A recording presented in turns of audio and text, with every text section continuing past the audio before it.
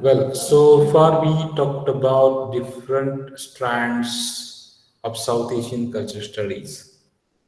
So we talked about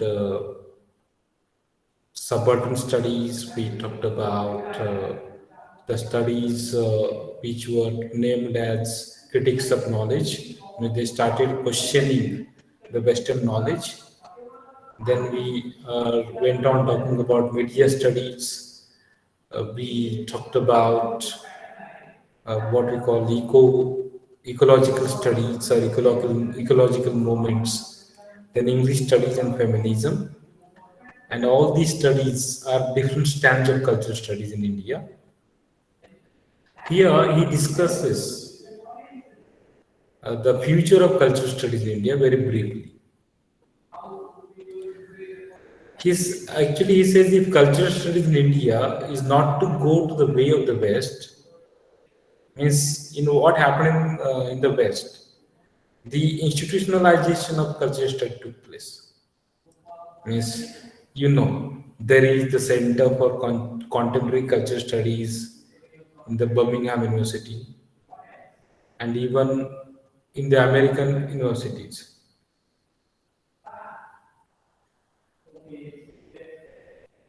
So the American way of disempowering any intellectual tradition poses even the slightest check to reigning orthodoxies. When we talk about America, it actually disempowers any intellectual tradition. It takes away the power and that controls the orthodoxical thinking. American thinkers are different from the European thinkers. So European thinkers have got a kind of orthodoxical way of perception, but Americans go against this.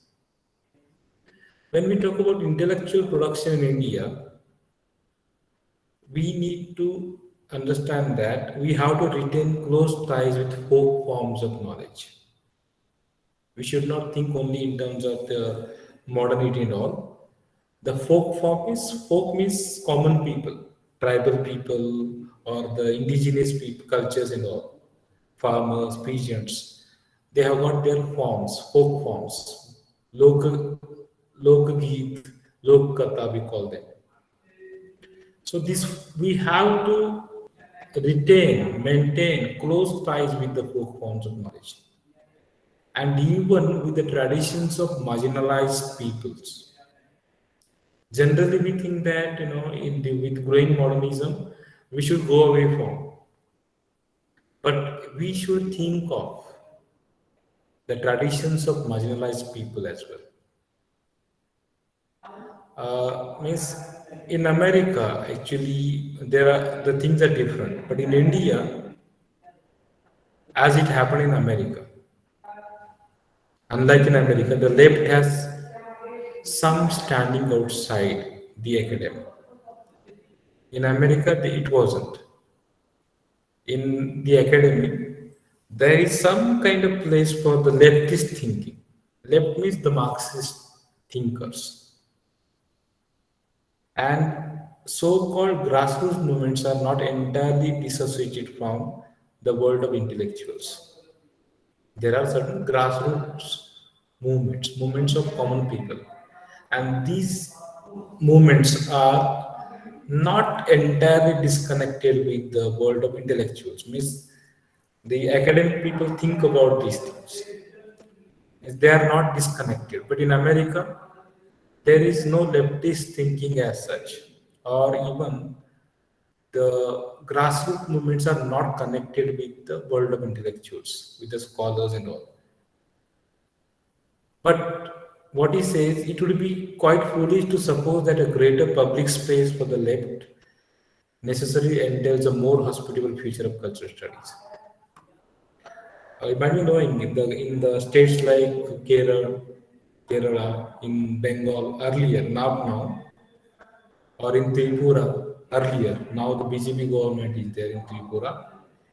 In Kerala, I think it is the left government only. That is the only state in which the left party is ruling over. In Bengal, it was earlier before Mamata Banerjee took. Leftist party was very strong. Marxism was very strong. Therefore, he's talking about that particular period. Now, actually, this book was written in the 1996, in the year 1996. So he's talking about the scenario. Now the things have changed. But there are many farmers associations. There are many there used to be. In Mumbai, for example, there were workers associations. And you might be knowing the leaders like George Fernandez and others emerged from these kind of public movements. There are many, Datta Samant, George Fernandez, such leaders emerged from these movements. Many political parties, could gain their public base because of these movements. But that does not mean that the cultural studies, the future for cultural studies is very bright in India. Although leftist thinking is there. But in the on the contrary, quite to the contrary, many of those whose names are linked with cultural studies in India, of course, these names are not associated with the diaspora. Diaspora writers mean the writers who are based in other countries. These names have no association with either the old left or with cultural Marxism. Means we should not think that leftist movement is cultural studies. There are many those who are associated with cultural studies. Many people are not leftist, and even their thinking is not Marxist thinking. So the greatest hope that South Asian cultural studies will not be consumed by the Anglo-American model. This is the greatest hope.